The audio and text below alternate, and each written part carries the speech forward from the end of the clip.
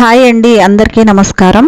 అరకిలో బంగాళదుంపలు తీసుకొని మధ్యలో కట్ చేసి కుక్కర్లో వేసుకొని నీళ్లు పోసి రాళ్ల ఉప్పు కొంచెం వేస్తున్నాను. వేసి కుక్కర్ మూత పెట్టుకుని 2 విజిల్స్ వచ్చే వరకు ఉడికించుకోవాలి.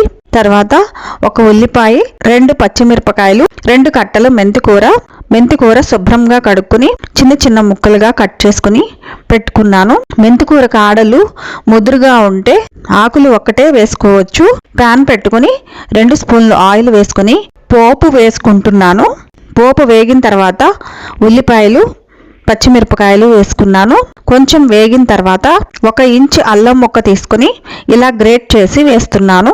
తర్వాత పసుపు, సాల్ట్ వేసి బాగా కలుపుకొని కట్ చేసిన మెంతికూర వేస్తున్నాను. వేసి బాగా కలుపుకొని మూత పెట్టుకొని సిమ్లో ఉంచి ఉడికించుకోండి.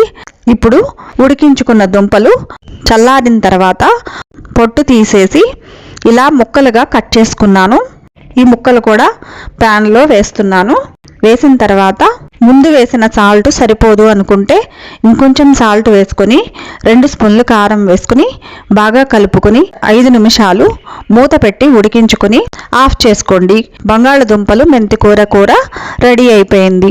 ఈ కూర అన్నంలోకి కానీ చపాతీల్లోకి కానీ ఎందులోకైనా బాగుంటుంది.